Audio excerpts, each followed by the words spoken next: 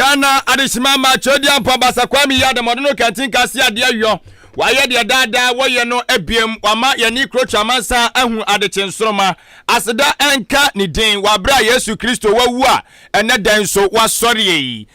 yamamunyina mo ache amamakwa ba edeba agiatumu kasafidie ogbowram ewapoema ntam a kasafidie wa mantam nanso so osre di kanfo Ahenkan 93.3 FM so ene yasin konya oman konko Ghana mu ensama wodo ensam trafo ada Roma won makuchire ade agu enkata so samufo panyine so wasone mu kroje dedi sevatasa no pewatso etimu enchirimu ena mede enam yi mawrefi ese ene enso so eye epo bosome ne de to so poli du enso afempino ene aduono mienu enso emu ene yeda kwasiada Yesu wawu asorle ensam na mede nam no dia edimu akotre no ebi ene se ayade se eye asoamo ana ehwe eye Ghana yesika sam ene afe enwuma nketua aya omo loans ahodo no o ma konkrum ya nom eye maslock one mo empanyfo de atodwa kyeremu se one mo mamo loan no omo peso metua no omonya very careful ezazo manya bre papa eno no moje ede bo afoforo so bosia emu enkyeremu anopai mede eba na obomafo ene de nenam eho aye apa eso na unim se okopiem ewo aye asen no fabato mbesu yaso de ne ho no no enya grokora wo mrase bagafie no omakunya na da wono mchasa aye bibia ho anopai lawyer ni panyini baako enso akasa ade afa aye atemu Supreme Court ede ba ye no enso eho emu enkyeremo ye de eba na unim se kwa festival no ejinamu papa na drobafo amo etwi sen ewo sa bia ho no no won makasa kyeremu se de adwane se bi ekono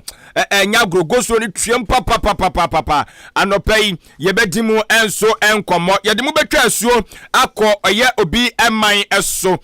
na ukopiemu enso so ewo Russia mani mu a wawuni ntua say exam no gaza de omone eye Ukraine fo won mo twetare na eye UK fo empanyufo akokasa bi afa ho omakasa afa ho na Russia fo sa na modeba eni ekromi akra muntumu nansi abiem edisem no kasa Russia fo omode tabono ato UK mpanyufo makoma be se dumiensa eso se no mantuo mu nansi Russia biem ye asamaba aye ho amu no mo ho akan emu enkyeremu enso so ye de eba adeshimama we ene ensama wodo ensam kyerefo da Roma de asoma me se memfa mu enkyeremu emfa mesomwo ewo Ahenkan 93.3 FM ma me akua afra koma Batampa Studios ena ye yesin konyan atimabu abonso ena ye butuo na juma koye didi so ada Roma ena no pai one mo esoyen aseneke asenso Limited. Yes, amensia nyono a enka odane ne patamu apoema ntam ye bede atede atwaguo ewo makoko Ghana nyina ODI Electronics enso eboyen achidompa ene anopay wodia ne se obekọ abefontentan so Facebook live enhwani mu krata no kwa wadaroma like mami na wa comment na wa share ama hofra so atimi anya bi ahwe na afi ukọ YouTube a eno so eye Ahenkan 93.3 FM waduru wono ma mo piafo subscribe atwe kwa conference aboso fa mami na beka abusuako no sanso ana obetimi so ahwe ama hofra so atimi anya bi ahwe YouTube wono mo na ukọ www.ahenkanfmonline.com akasebo yi obetimi atiafo sanso na nsema wodone akukire enso ede agu wono mo kama anopai ukinkan ni me adwen pa hene Kofi Mensa adwen papa na papa ende wanimu kan afi information centers awodo didi suyi agya tumsa Akan Kaseibo no etunwa pa na yanukuro to ene de matemfo to mu trema maso mpempem anya bi atie poema ntambu mantamu ena asante mantamu Ahenkan 93.3 FM Akan Kaseibo ye bomua ya chibebia Anuti Kaseibo mubati Ahenkan ewo End Time Information Center Achim Asanteman. Kwasi apia online radio ewo Asanteman temu Kumase. Aluma Suta Information Center ewo Jiweni Kwanta. God's First Information Center Achim Betnase. Alternative Information Center o Yausewro. Kanyame Information Center ewo Achim Achikrum. Cooperative Information Center ewo Achekrum. Deɛ yɛsutumi yɛ Information Center ewo Achim Dwaha. Awurade na ye Information Center Achim Apreku. Gode waye boafu. Kojo Kumi eye David Ba Information Center. Dimpa Information Center Achim Asane. Kosiewa ewa Kosiewa krom. Osono Information Center ewo Achim Esem. Abnaseman Information Center wachim Abnase. Nyame Hine Information Center wachim Ofosukrum. Ena Nyame Asem Information Center Wo Achim Krobase eye Nida Sonia Awurade. Prince of Peace ewa Strasi. Somoa Heba Information Center so asom se twitwe ewo Achim Dan Intiamoa Junction. Peace Information Center Wakokobe. Eno Sewa Information Center ewo Achim Anyinase. Kusam Information Center wachim Achiase. Keka no krobo eye Adom Information Center. Peace Infobiz Watakrasi. Tokuya Ebutu Achim Odumase. Adwempa Information Center Ojinanko Jama North. Chidom Information Center ewo Achim Adubiase. Bono Mantemu Abapa Information Center Goka. Sumnyame Information Center eye Chirimenken. Nyankuma ase eye Nanapia Information Center. Da Kingdom Come a Police Zevo. Asioko Jama no Bono Mantemu eye Duapa Information Center. Wa Achim Achiase eye Achiase Information Center Coastal Barber Shop ewo Achim Manso Edin Trum Achim Kokoben na Adom Achim Mofra Mempasem Achim Asane Pisco Enyinam Kotoku Repent Achim Otopa Roya Achim Teshiman Mejefotiase Achim Labikrum Omega Odan SD Ejapaye Junction Mighty Achim Besiase Obig Kwabuadi number 2 Katabain Achiase Junction Adrini Bakufo Trim Achim Asane Bangalo Yada woni mu nyina ase afi adeshimama ensem no emu enchirimu enso enie Opanyini kwanchirafo no ana etua eye microfinance and small loan center Maslock ano eye owura yere Abibata Shiny Mahama Zakaria ede atudwa echiremu ese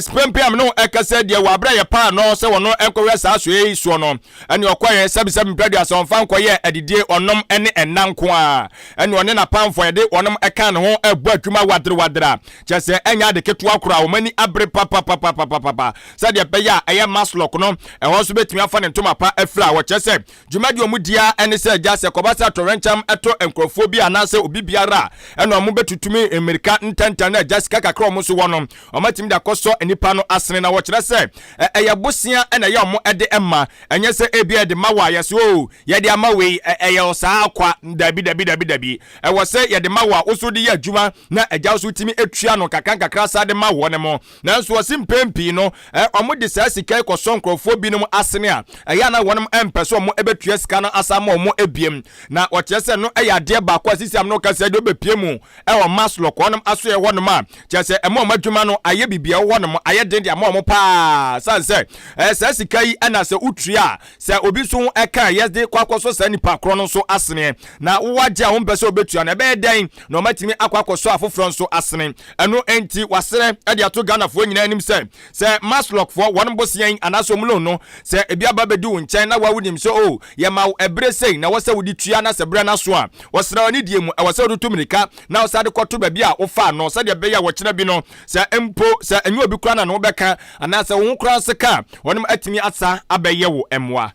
Maslock, our focus this year is on recovery, and we have started. We are on a very good course, and then we can assure Ghanaians that gradually we will get there. We need to start somewhere, but the start has been very good, even though the expectation is still high. We are going to be focused. In addition to recovery, we are still doing loans and other things, but of course the structures, and then what needs to push Maslock forward is the recovery, because our fund is a revolving one. And without the recovery, we can't do much as we expect. So we want to take so much so that many more people can benefit from Maslock. We Chief Executive Officer Edema Microfinance and Small Loans Center Maslok Orura Yere Abibata Shiny Mahama Zakaria ena anopei wono so dia de sedewe ato ayet memufo enso anymore na we odi tudwa wa breja omo kika omo sase ede no ma wodo ekoma aye chief imam sanse Ramadan fast ne gusu a ekoso ena one nsemtwerefo bon koma wadi we enso ema wonom so mfama tememufo wo so aso atimu enchirimu ebie adeshimama ye koyanim ewa no pano si Akan Kaseibo no emu a yenyina no ayenim ese ukopie mu ewo aye asenofa omo de yeto aba fempino ene aduonumu awieye no ibetima kasa asumdie de asumdie kote de ene acheso omunya bi esanso omo emra sebedwani sede odi atrantie ewo asendi bia ani mekire onimonyamfo aye James Jachi Kwesan na opanyini ensem yi achese ekopie mu Cape Coast High Court wona asane bobo free ye ana anu ya akrampo no Supreme Court so ekoso asete odi abetu Jachim so opanyini ntimi mfre no ho se eye emra sebedwani ebiema ehon sema kwa bibia ho na unim se enra opanyin no sa tabrin kata afoforo esanso ede akọ eso ja okọ for appeal se yese ye ma no enkoso nya mrase bedwani ebiemu abra na asem so ewa sende bia no opanyin no asa asesa nkata afoforo sa de akwakodan ye court no na asa sende bia so omonhwe na nkebe ya nkasa asem no omo enka ho ensem foforo na eno nam so bi ama eye mranim ni baako awo makoko ganam ya owura eye kwaku pentel ede ababonte de ababetu dwa se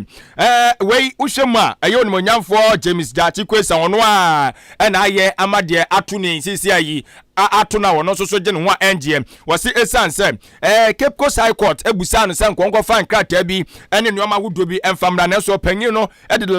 lalasulala aseme nko kwasi ko gira kwantia saa ena wonem ebu asem no ede egu ne so na wasi nka saa bre ya wode san krata ya pempen yi wode akoi ena wasi ka wode ekontam so kra sede be ya ekebetimi aboa na kan nsem no eho ensenkaye no atimi so akọ ne sede kwa hwe na so wode komsa saa na nei ababeduru ba bia adrui ento gidie ese de sefata no ena opanyin no pempen wogidie se ogusu a wo ye no nanso wogidie se akachi kakra na ebre sefata se wode sanka tai kono wotra ho bola selase ya na akofa we nyina ede aba.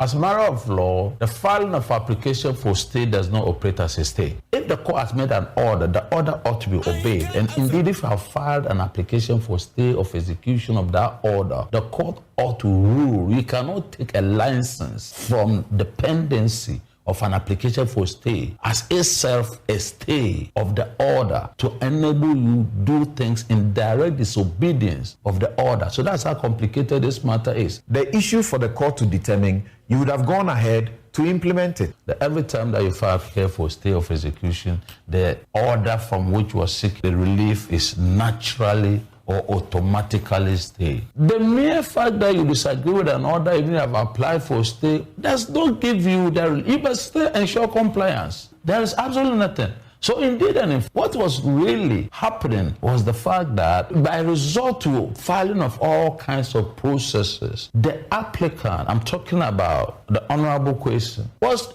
giving himself a new lease of life by filing all these. Adishimama ni awuti ye wayemranim ni mapa ewo makonko ganam ya owura kwaku pentel ana adishimama anopei wono so ache na adwene ede afa asenof mrahebedwafie akunya no ensem kaye no ho na ye bobram na yakọ ensem foforo enso emu ka na hye so se Ahenkan 93.3 FM Akan Kaseibo anopa hyehyehi ene wasogusu awu etie se enwunwunu so emsa wugum ente enwunwunu na o yanyina nim sasisi ayi wo mu de Yesu wuda ene ne sori ewo enaja ye dia yegusua edi na enedai ena Yesu Kristo eja wo sori afri awufuo emu na ukopiemu ewo kwawo yanyina nim sa Easter ne de wa na yanyina no yekodi no na kwawo no ana omugusua hye ho efa achese enya agro na me no ekase de so ukobowura mu ho no ma ye atoto wura ne anyintira kukudam achese ma bebo apiso ho no enya de ketwa ene bepo no so enya agro korasi wani ense okakere wanko bia waye ho wajeja ho papa na eno na eye senkafo a wonem ewo ho ne mo ene ye ne ebo nkomo ana wonem akire mu kire se se wo hwe se de kwawu no na atan krofo ache na enya de ketwa mfie be samiensa nie ye nhye dan di Easter ema ye ho ensepe ye papa bia sa enti afu wadie no enipa bebungam afa so papa na ade ba ko asisi o manya bre ho mo kasa ne se o mo cheso o mo hyen no ntimi nko etimi nko ne ase adai petrol ma na asa de anabepon na wache mo se dabi go suru ache se ache ewo ne mo no enya de ketwa go suru tuamu sa to mo chese nkaja kwa eye festival yi kura keba ena kaja o maduma esori a na so san go suru ni ntino ena ofa ba ko timi gire mu a be se don hwere de ho enti anu san sika bi anka wa check wani su san ka ompon no wanya no ompon no na enya de so wanya ne sa ne ya ne adrobafo no anase senkafo de bi ebon komo Fane say anwa dempa fitting kwako people na start sabe du ha no e di traffic ni mukwa almost 1 hour e mo aye de amaye petrol nu kra so tin kakra nti aye shipa pama business no e ko dem na mbo e ko slow traffic ni nti nka kwanda baby sa amaye na nka betimi afa pa nka ye pa very bad as compared to the previous days no na in Susa say na nema be but program wait na ma traffic na jam traffic na jam e ma juma no kwa some way business in the course but me full we pon be 1 hour ni me di traffic mo sa nto here mo traffic in the no dey pa dize en from betime nya miss bia dey ama rules we run a betime ade abua me ade o ye den traffic in the bet because number of cars ni nipa okroma no ye den traffic ni tia na bet and the police one day omo ye ma famu there we are still managing traffic no mo say afi we dey sheda nim bebresa but em say e kwan dey bi wa ma block no and na ma traffic na baka kran afi we dey ye Adesimamba kwa festival no ana waso atre de etwagu won ti wan ko bia won se meka ye won se obon sa no wasi ye mi yanka akachi enani ye digo emum wo chena so twam wo chena ye Easter holiday Monday no ti eno so twam na ODI electronics adaruma yada na sepa sanse senyo ono aka de etwagu wo kwawu nke be de yatibi akiya ntibi ti wodi aye home appliances no aba be piem odane ne patem a chese enya agro na wodi TV awodo de aba TV no inches be na wo pe brand be na wo pe waye krado so benya bi de ama fridges awodo de aba deep freezers wo de aba gas cookers wo de aba blenders wo de aba kettles wo de aba washing machine enie ye home theater enie mobile phones ebinie ede boboko nyoma be mu wani aka be mu wani agi wan kasa ufie emu de ono a holidays yi se ufie woni sa nyoma we nyina bia enkura ne be house ati wani nka unya pa ka be gi wani wo fie na so egi so de nkura ne pie wodi o mu pie so kra ye kudi kakra wodi be ka ho so wahunti eka nu se wodi tena fie na de chele kakra ti fridge no wodo ma aja anya hwia munya donsi mo ba ko bi shemu a na aja ye kakra no mobu agu cap ni mu ohun na mo chele ha enti madi na begi home appliances ni bi kama ebobo apa na ne bo ne da form na sanso ye papa me se ade bi akona akwato agusa ade dikan me pa cho ade na ye papa wose an ebo ne tesei no ne asem no enti bomade bra ODI electronics na beje odie na ODI SM kan kire o se what akonya bi de ato de ama o se sika nka de kwa santimantem krapupuni mantem akoto sa no ma we no fabra na beto ase ebia o TV we na mepe brand we na mepe inches we na mepe odi aso oni boy say okay na so pempe sika se ne kura me o se fabra na waje de ato okoye adwuma be so kakanka krebetuan kakakra so na me do ade ama o tietia wone Ahenkan 93.3 FM ana Abozege FM ebutu dankoro enso emu ewachem aboabo bomaden na ebra beje odi kama pa chaw anopa betimi na kasa ama me ewo 0550 900 600 0550 900 600 and 0546 557 175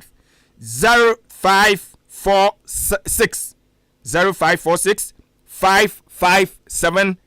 175 and no ODI electronics na K asenso semensia ke asenso so ede enkunya papa de abadwama so a enei sankunya no obia so eto uko obia dem a ne hall office reception bedroom okwa nkunya guo no nyina no ke asensu nkunya ne nkunya ne ye papa o enua de wo nade de wo rubber ana wakeka de sia ne no so obi wo ne mo emfa no mu duro sade asibeti ke asensu benya wo so ana wakunya enso de ama kama na wode authentic bookshelves so de aba enu say authentic bookshelves no ye boaboa nkrata nyina no ne de ahyem abodin krata bi ti certificate ne mo no me pacho degree awodo awabo masters awodo awabo san krata wan pe ba bi amfa nto ne nkura eso fa no wote no pe waso ayese papa wa bragu sanso na fi bi kwakekam ba bi wa company bo no ade konya fi wo mo meka so ndu hu ni eti onye authentic bookshelves ni bia na de atume pacho enkrata sem bia japade bi krata sem bia no authentic bookshelves ni bi na efatum kama na emwa ye pa wo hwam Facebook live Ahenkan 93.3 FM YouTube ana Ahenkan FMonline.com na wutie mi a me pa cho adaroma wo nka bupuni mantem wato adi wo de an se wo kose adabraka Iran kene kwantempono eso na obehu wonum atraye sanso na se obutu eye Kanesia wo so de an se do ani ekiremo Flamingo kwantempono eso obehu wonum atraye ewo ho obetimi no wonum akasa chichiri ne bencheye wono anim ko befa so a monsa betimi aka enuoma no 0244 568 014 0244 568 014 and 0243 12 76 68 0243 12 76 68 eno aye K Asenso Limited no na medemu etwa asuo me ba na afi wadwe nchere ma ba kenkan ebi ede ama kama ye ko akosi broni hwentia ekrom Russia man no enso emu na wonom de enkrata bi apie emontene eso wonim sesisiam no ekasa de edawanima deja eso amane Russia fo wonom emfa ha ensene ha wonom enka kura achese ntokwa egusu a ekoso ewo montam den na eno na UK fuei wonom empom ba bi ntina o Ghana fo so ansa na se kura mukosi nkonya bi efrefra man awodo bi achese omkoto aba eyiyi eye Russia fo edo mu fifiri eye asoya bi eso na eno na Russia fo na kan wonom pa no me se ede na mo ye ne sa no afanu mienu na anya ntokwa na ase de mu ye de ase mu gina fa ba ko achi de se ko ba ne sa de ntwa ye o ntwa ye wo na wa wo ma ba ti asfa sa ase so na mmanu mienu wo mo sori wo mo nka wo sa wofo mo fra wonom na mo siesie ntokwa no na so mo se mo nsem din a mo nsa da bi UK fo ade om no mo ye no da bi enye papa enti omo chese pamnota no eno ase mache no Russia for si yankan kire eye UK one prime minister Alexander eye Boris Johnson say amone to nkwanto mapai eye ontran krom ontran UK na omo so form Russia hwan wantuni na fancy Russia biem chance omo ni se opanyin no ne nsam keka bi ene ade bi a woye no ota Ukraine fo achi na enye ono nko awo dabi enye ono nko a UK one omo panyimfo be se dumiensa bi so kan ho a omo so aso ayese omo foreign secretary Liz Truss ono akan hu bi omo se wan wansi krom wonu biem defense secretary Ben Wallace wano so kan hu bi omo se wano so ontran krom deputy prime minister Lord Chancellor omo se ana afi secretary of state for justice Dominic Raab omo so se ono se omo so omo se omo hia no onso ontran krom secretary of state for transport Grant Sharp wano so omo se onso ontran krom Grant Sharps omo se wano so sa mo mba hobi ana omo home secretary Pretty Patel wano so sa the chancellor Rashid Sunak wano so omo se ontran krom ana minister of entrepreneurship energy and industrial strategy Kwasi Kwatin na Kwasi Kwatin kra de kaga na haya na kenim seja ufire Kwasi Kwatin nya Ghana fo edinya nka o meboaye wa ha wagotra UK ana Russia fo sin mensu omu kro mu biem minister of digitalization yes nya Ghana nko o ba omia sa kwasu afiri ho culture and media and sport wono so Nadine Doris ono so mo se ontran krom mo Russia biem minister for the armed forces James Hippey ono so sa mo se mo ma ho biem First Minister of Scotland Nicola Sturgeon ono so omo se ye omo hia no Russia biem. Attorney General for England eno so Swala Braverman ono so sa omo se mo ma ho biem ontra ne krom ana afen so no former British Prime Minister Theresa May omo se ono so entra ne krom eti sampanfo akukuda matoto wura me bo mu din yi Russia for chese omo nhia won mo ewo Russia pempe am no ekasei ebia chese da cha nkoma bia no na se bia o madwebe sesa dia fine o metima mo maba ho ba se pempe am no kase pa mo ne Ukraine for enkan ya omo nsam no egusu adi akotran yi de omo nhia won mo na yesi unim se match ni mu kura so USA one president Joe Biden so kura wagene de Joe Biden so maka chen se mo no so si Russia obiem ti Russia for so mani abre sentina akom ni nchiremu Ghana for de omkohia so omkotwintonto Ghana for se ye enko ka se munyu omfiri so yeso enko ka se monfo mo nka ho na Ghana for ya enko Ghana for ya smart na nado pa ko be da ko ho papa nso akwantu so ye nde pa ka se na nado ya smart o na no ya tra yokro ma se oze Russia eno no wanko na aboafo na no pai wo mo edom bo ayen amanfo ahia ase doto abo mo se na won fa ya dwenche ne makwa pa sa na tie o ka se credit to edafo mo hu text message wo so won kan me kan bless son ewo Facebook eno say dodo na fa no 2 pm ono ewo mampon asante asante for mo te say asante region me chia mu nyina wo say happy Easter to all Zoom Lion workers in Ghana, especially EC Dr.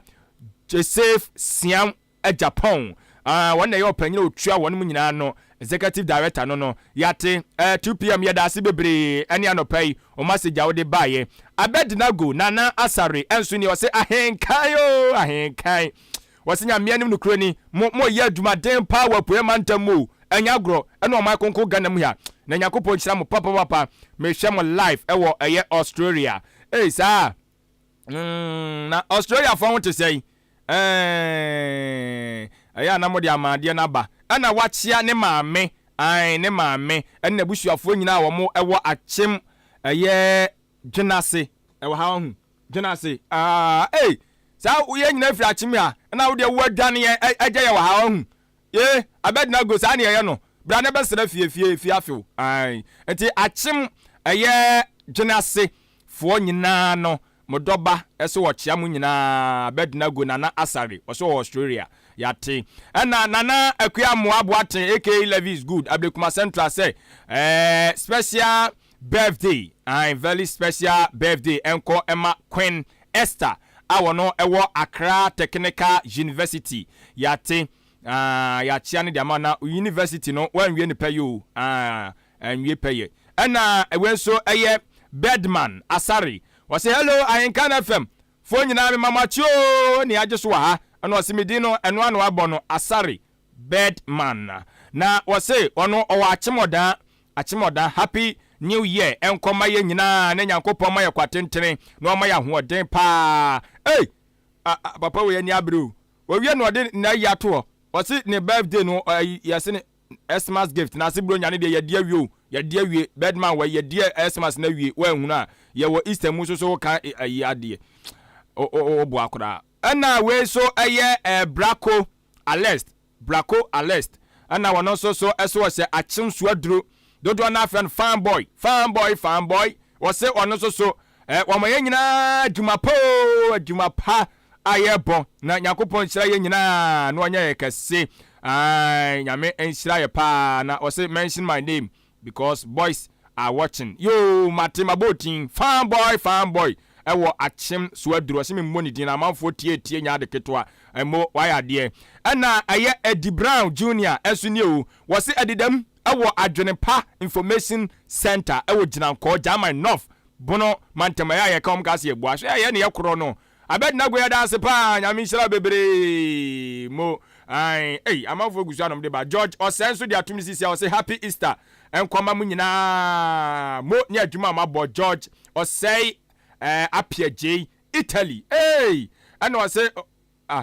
na Italy na wasade ayabaye achema benasefo abaye and I was what ya mo no mo ya semu yate matia wo mo akura we pa mahunu why mahunu neba o ka se na ye distant ma memfa amanfo messages ma wo mo ka se ya agoro amanfo a shede we shi wa hanu ma wo so wani abere wa wait say Ahenkan FM station you are always the best in the east yate there is no one like you more piafo way every senior Wilson achim manso yada munyina mase samuni wanke ye wo hene mo na mo endorse nyame nhira mo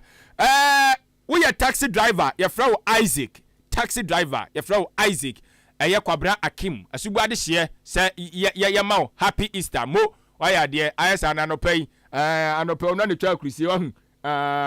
ti anope no ne twa ne krisi ti anope mo waya de nya san ka me kwa ne ma betena ha na metwa mo fede wase hu abim adwansia adwansia wodesia se me ma happy Easter why asubuade hye kwabna Akim se ma happy Easter nya sa kra o ma me nko Adesimamba ahana brema kwan ama anopa no si Akan Kaseibo ena Easter Sunday yi yedi ebesie aboafo no eye asuguade hye kwabena Akim ana afe Kwame Asante atopanyene wono nso so ada Roma Facebook live and YouTube live odi en ekoye medin adwen pa hene Kofi mensa dwene papa na papa ende wanimu kan Kaseibo na si Mesi ya chiamu pi. Memamumo ni tie